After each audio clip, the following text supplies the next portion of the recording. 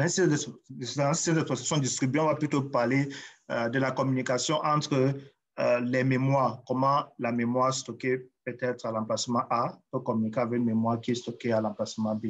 OK, ça c'est pour les systèmes d'exploitation distribués. Dans un système d'exploitation réseau, on va plutôt parler des fichiers. Okay? Comment rendre accessibles les fichiers d'un utilisateur à un autre utilisateur. Okay? Donc, du coup, cela peut se faire sur une même machine, okay? Mais il faudrait que les services puissent être disponibles à plusieurs utilisateurs. Donc, c'est juste là la différence entre les deux. Donc, on va parler des systèmes d'exploitation réseau lorsqu'on parle beaucoup plus de services réseau, OK? Tandis qu'un système d'exploitation distribué, c'est lorsque le matériel, le hardware est distribué. Donc, avec un système d'exploitation comme Microsoft Server, vous pouvez avoir plusieurs utilisateurs qui vont travailler en réseau et ils peuvent se partager les fichiers entre eux. Donc, ça, c'est un système d'exploitation réseau. Enfin, vous avez le système d'exploitation en temps réel. Real time en anglais. Ils servent des systèmes. Ma machine est lente.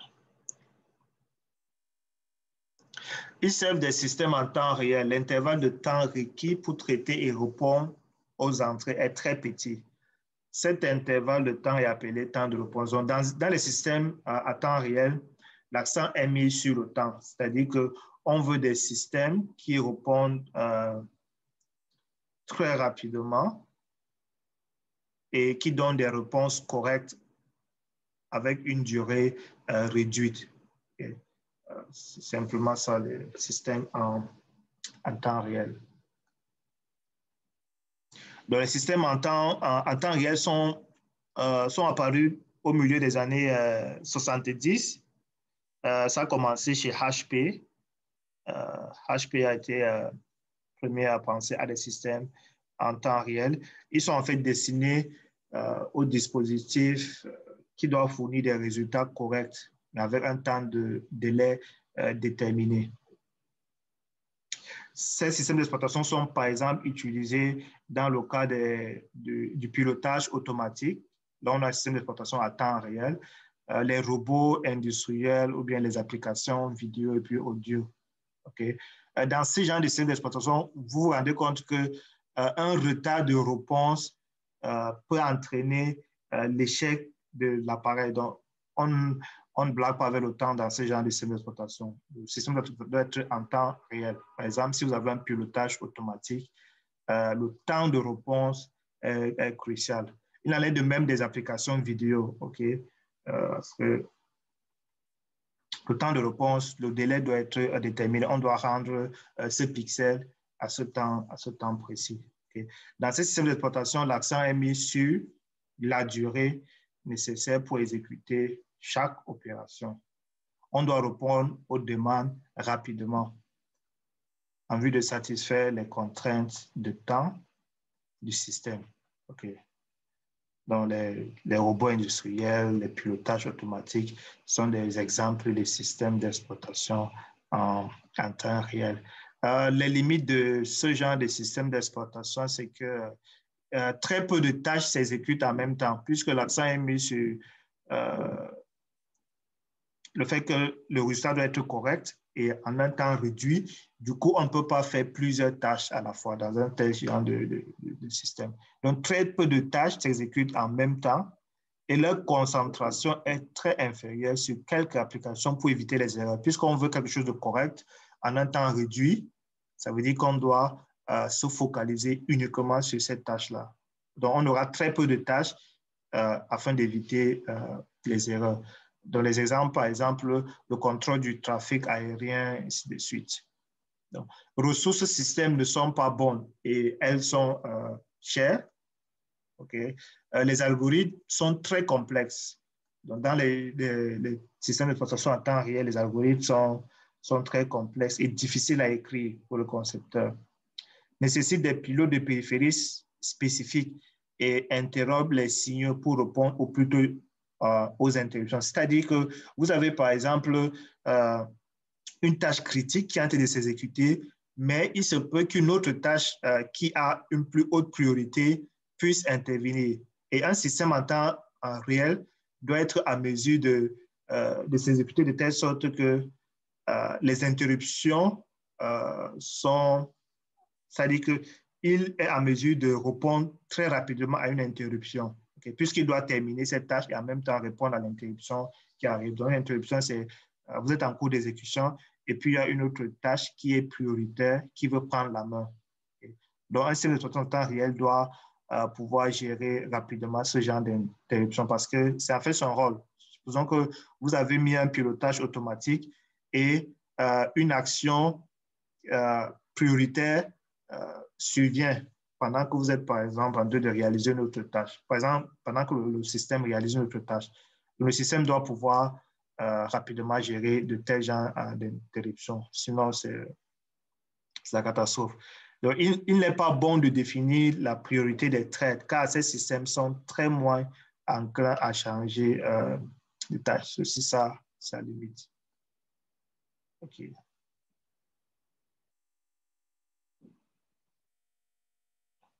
Donc, nous avons vu quelques types de systèmes d'exploitation, les systèmes d'exploitation en temps réel, les systèmes d'exploitation réseau, les systèmes d'exploitation distribués, les systèmes d'exploitation à temps partagé et les systèmes d'exploitation batch.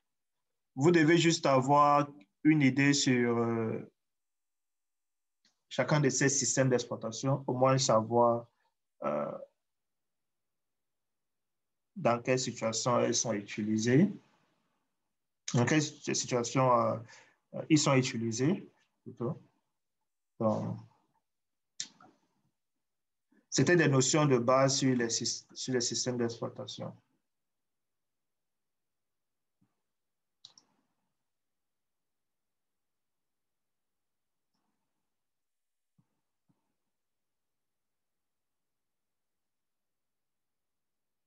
OK, là nous attaquons un autre sujet, en fait, la différence entre 32 et 64 bits.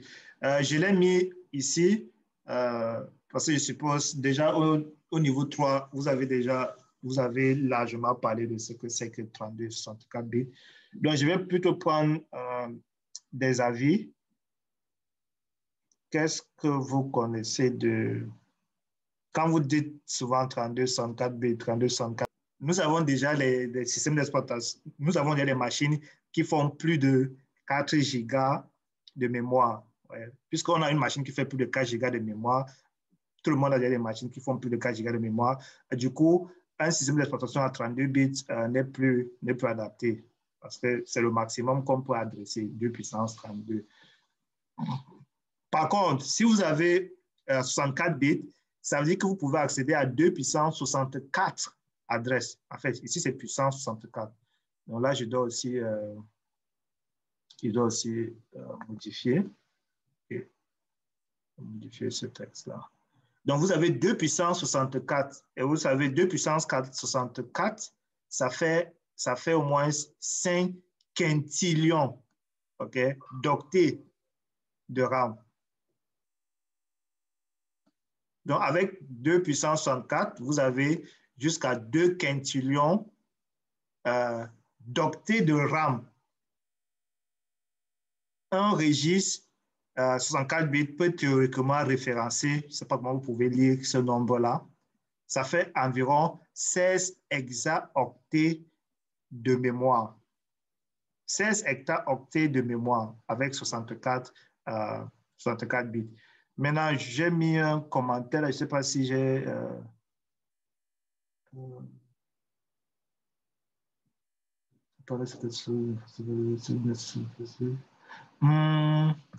je vais chercher le statement là ici pour que vous ayez un peu une idée de ce que ça signifie 16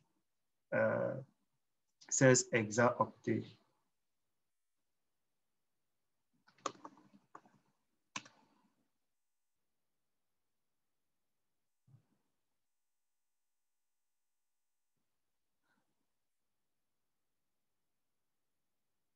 Non, c'est à partir du 13, la limite supérieure étant de 9, environ 3 fois la taille des informations.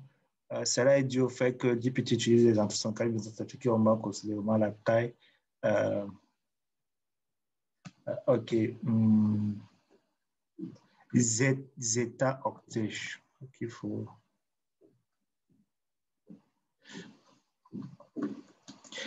Quelle est la taille actuelle de tout Internet?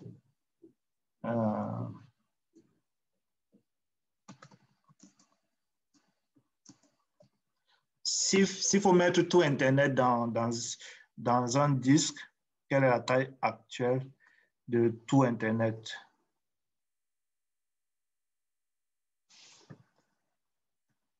Vous avez posé cette question-là? S'il faut mettre tout Internet dans votre poche ou bien dans un disque, quelle doit être la taille? Je suis en train de lire là, on dit la science cause de 1000.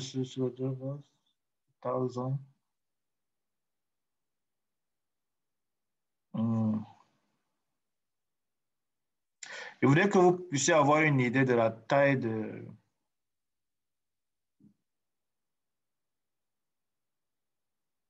d'Internet et puis...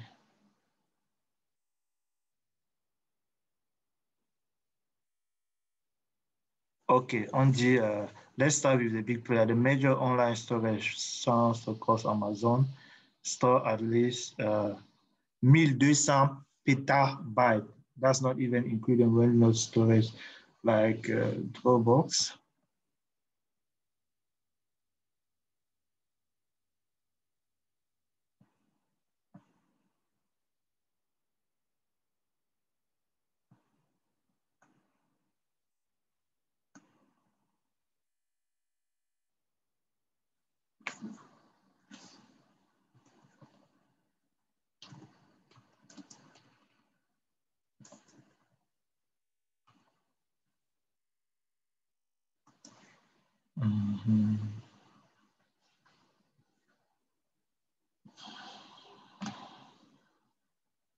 Zeta octet.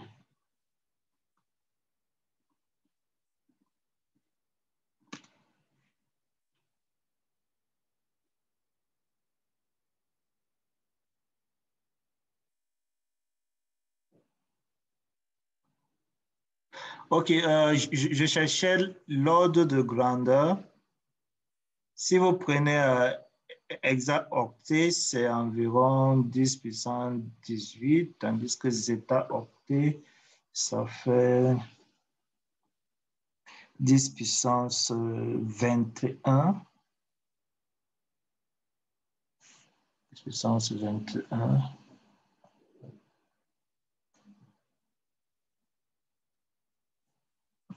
Bon, je crois que vous allez faire ceci comme étant un petit exercice. OK. Petit exercice. Mais l'idée, c'est de vous montrer en fait que si vous utilisez, déjà 64 bits, ça veut dire que vous êtes en mesure de moins d'adresser une mémoire aussi grande que tout le stockage des informations disponibles sur Internet. Donc, imaginez à quand est-ce qu'on aura besoin d'un ordinateur à mesure de stocker autant d'informations. Okay? Parce que là, nous sommes, les machines actuelles sont à peine on a peut-être nos RAM sont dans les affaires de 16 gigas ou bien 32 gigas. Donc, j'imagine très difficilement arriver à un niveau où nos CPU auront besoin d'autant de bits. OK? Donc, nous sommes encore, à mon avis, je crois que nous sommes encore très loin de passer à 128 bits. Ça, je parle de CPU. Mais par contre, quand vous êtes dans les DPU, le DPU a une architecture un peu différente et c'est utilisé dans le cadre de l'intelligence artificielle pour l'échange des informations. Là-bas, c'est la notion est un peu différente, okay, de ce que nous présentons ici. Donc, vous avez autant d'informations que vous pouvez stocker avec sans ma machine RAM.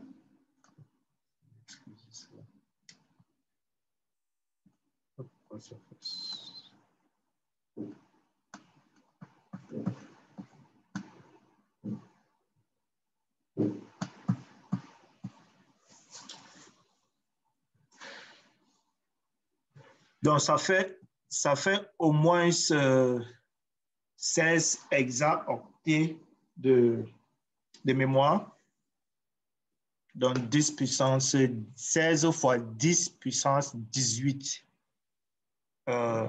Donc, un ordinateur équipé d'un processeur 64 bits peut avoir une version 64 bits ou bien 32 bits d'un système d'exploitation. Ça, vous savez déjà. Vous savez déjà cela.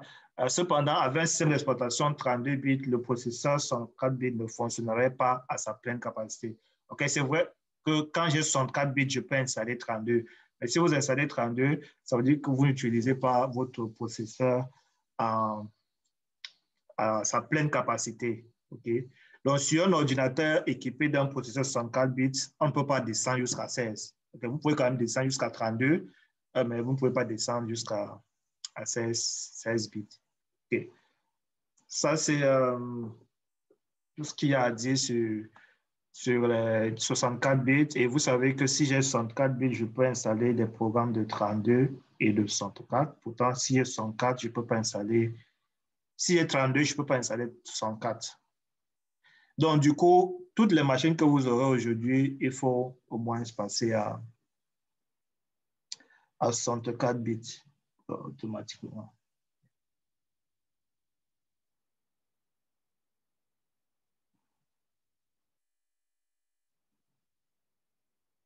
Et en tant qu'informaticien, vous avez déjà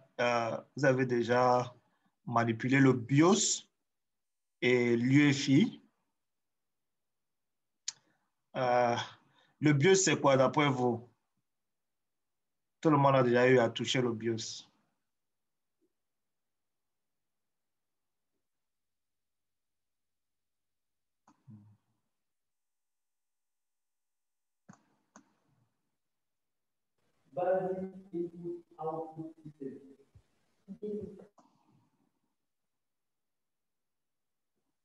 Oh, je vois que j'ai débordé. Attends, c'est 21 heures. De 21 heures, 22 heures, 22 heures. Ok, j'ai débordé de 13 minutes là. Donc, je fais 2 heures en ligne. Comment? Donc, je fais 2 heures en ligne. Je vais m'arrêter là pour ce soir et puis faire la correction